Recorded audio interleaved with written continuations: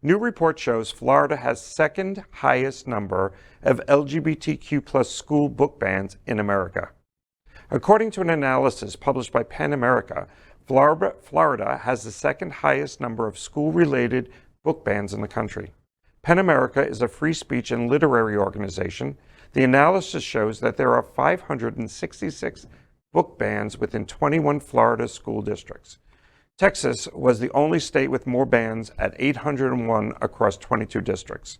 Over the past year or so, books were banned at least 2,500 times by more than 130 school districts across 30 plus states. As per the PEN analysis, the unprecedented trend increased throughout the spring and into the summer. The preliminary report documented 1,586 book bans nationwide during the 9 months starting in July 2021. The trend's proponents have also gotten savvier and more creative in their book challenging strategies. In Florida, many of the bans have been accelerated by the passing of the new laws that have emboldened parents and community members to speak out against library materials. On March 25th, Governor Ron DeSantis approved House Bill 1467 and gave parents and members of the public increased access to the process of selecting and removing school library books and instructional materials. On March 28th, DeSantis signed the Parental Rights in Education Bill, also known as the Don't Say Gay law, which prohibits school instruction of sexual orientation and gender identity from kindergarten through the 3rd grade. The interpretation of that law has been widely expanded by school districts across Florida. You know, we've talked a lot about the Don't Say Gay bill and everything else.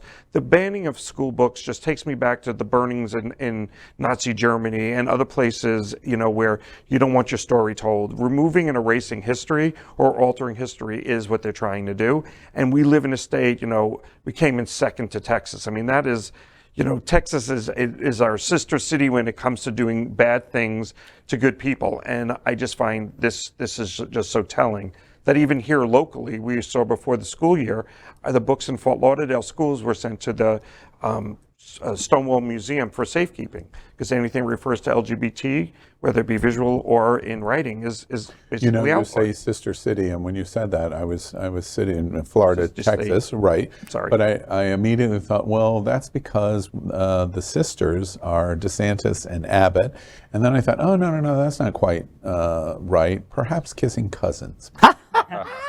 Oh my Nicely done, Al. I'll give you that one. God. Oh, I love it. What do you think about the book bans? Task Force, I know, is heavily involved in this subject.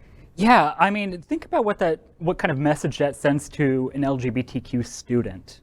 When you are banning books that have Your characters identity. and your identity in it, it says that you should neither be seen nor heard. Yeah. It says that you should be erased, that Right. you should be invisible. Yeah. Because even if your parents say it's okay, you have a secret, and there's shame involved in that. You don't know why you really can't say it, you just know you can't. I feel like I'm back in school in the 70s. Yeah. I mean, really, like, you know, 3 steps forward, 2 steps backward, you know, and as a transgender woman of a certain age, you know, there was a moment where I thought, you know, we're making some strides here. And then this backlash that has been taking place. And, you know, if you're a gay little boy or a lesbian little girl or a transgender kid in school, and yeah, like you had said, your parents might love and support you, but then you're at school and you're a topic that isn't allowed to be talked about. Imagine what that does to one's self-esteem. Well, yeah, you know? it takes you back to the 60s where someone called you gay or a fag and it was negative. The shame I that became a great runner during that period. the shame that our community lives with. And I don't care. I think if you are LGBTQ of a certain age, we all have lived with a certain amount of shame And I because think, of who we are. Rajiv, part of what you said about 1 step forward, 2 steps back, in many ways, I think that because we've become so open and out there, we've kind of brought on some of this, like, where it makes people uncomfortable.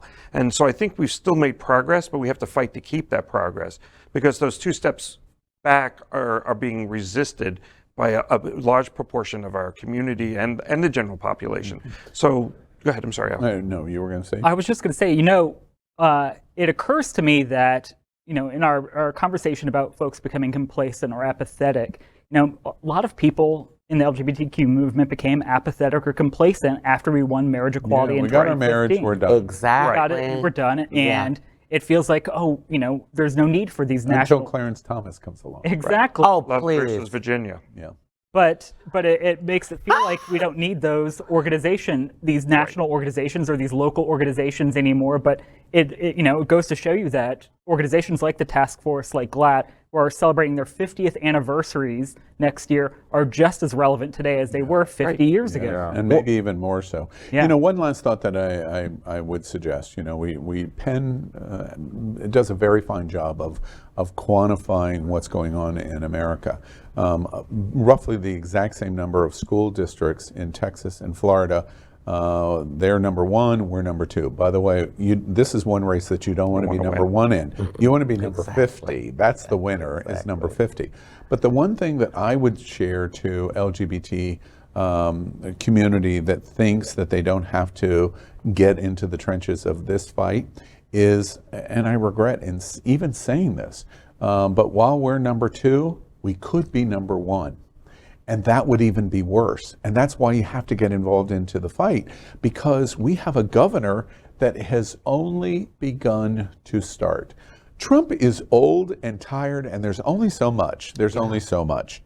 DeSantis is everything Donald Trump is not, and is going to turn out to be way worse. We're going to, I predict, look at a time, if we continue to move in the direction that we're moving, that we're going to think about the Trump years as the good old days. Oh, God. And that's why we've got to get active in this, because we have a lion in our midst that is coming, and I'm very fearful that we're not paying attention to what is really happening.